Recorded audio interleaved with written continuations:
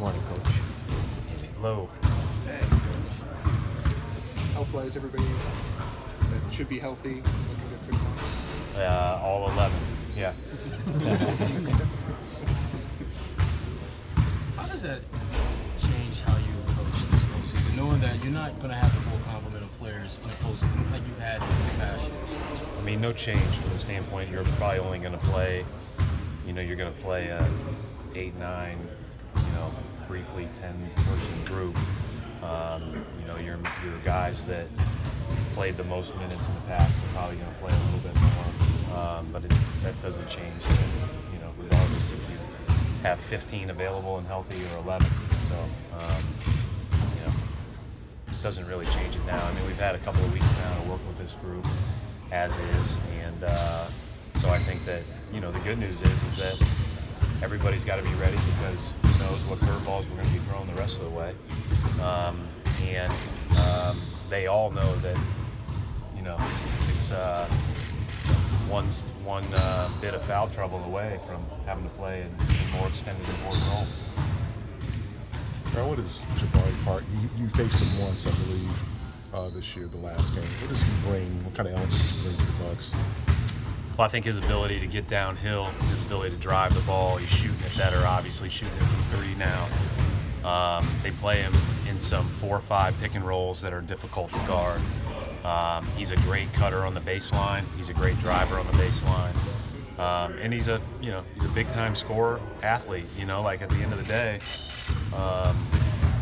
he's not your typical off the bench player, right? He's a guy that could get 25 in any given game. You've got to be really alert to. I mean, they've got to really, now that they're back in full, right? They've got a really talented group. When you think about like guys like Parker and Brogdon coming off the bench.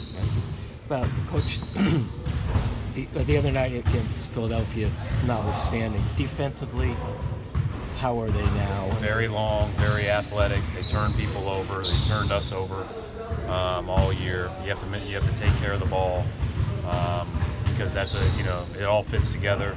If they turn you over, they're going the other way and they are scoring.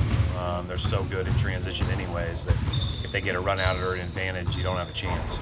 So that's a huge part of their defense. They're very help-oriented. They're very long.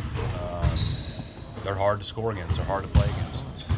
A lot of rookies going into the first playoff series to find out just how different things are. Jason has had a real calmness about him all year. Confident in that, other than just his emotion, what this is going to be. I think the biggest thing is we've just tried to consistently be able to focus on the task at hand and being growth oriented. He's going to learn something tomorrow that he has to be able to apply in game 2. He's going to learn something in game 2. He has to be able to apply in game 3. I don't think that there's going to be much difference in his approach. He's got a great emotional presence about him. Everybody's amped to play, but all 16 teams are. Coach, with regard to Jason Tatum, before the season very summer, Jerome Allen called him an old soul because of he's so calm and all that stuff. How can that type of personality, in your mind, potentially help a young player during the postseason? Well, I think I don't know what Jerome meant by that, but obviously he thinks the game at a high level for a young guy. And then the other part is he doesn't get rattled. He can get knocked down. He'll get back up.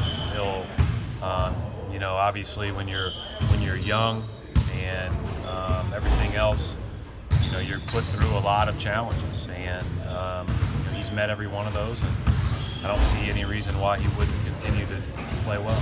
How have you seen his strength develop from summer league to now? Jason. He's got a lot of strengths. I just think he does a lot of physically. How much stronger? I think some of it is. I think he'll continue to get stronger as the years go on, but I think he also his strength is underestimated now. I think the way that he can drive through contact, I think he is. He can get low on the dribble. He's tough.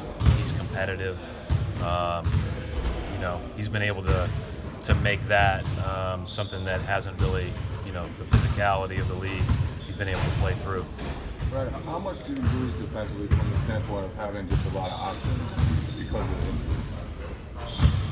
Well, obviously, you know, you lose it. I think the ability to, you know, tweak, change, be malleable is what's affected a little bit. So, you know, we're going to have to be really good. The tweaks we can make, we're going to have to be really good at those. But obviously, there's not, you know, when you have a guy like Smart, there's so many different variations you can do. But at the same time, you know, we've got a lot of versatile guys, and we can mix up matchups, and a lot of different guys can guard people, and you know, we'll have to mix our coverages up. And like anything else, I just think that, you know, obviously we probably won't have as many, you know, tweaks to be made. Going back to what you were just saying about Jason, before the season, when you were kind of figuring out how to work him into the starting lineup, did seeing stuff like being able to get low on drives, work the read and react off the catch, did that give you guys more confidence working him through training camp into it? I mean, I wasn't worried at all about the offensive reads and stuff like that. He's really advanced for his age on things like that. You know, it was more a matter of, you know, the number of people on our roster and the talent level at his position. But he was gonna play a significant role for us regardless. But being able to play through that contact and being able to play, you know, and have a real meaningful impact after struggling. You know, I think the first half of the Cleveland game was a good example. The first game of the year, really struggled, came back out in the second half, and was much better.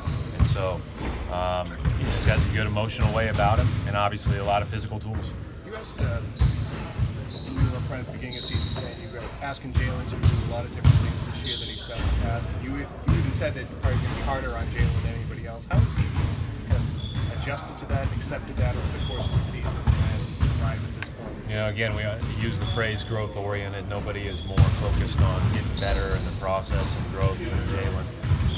Jalen is easy to coach because he wants to be coached. He wants to be good, and he's really important to us. And so, you know, I think that, you know, I really appreciate his mindset in that regard.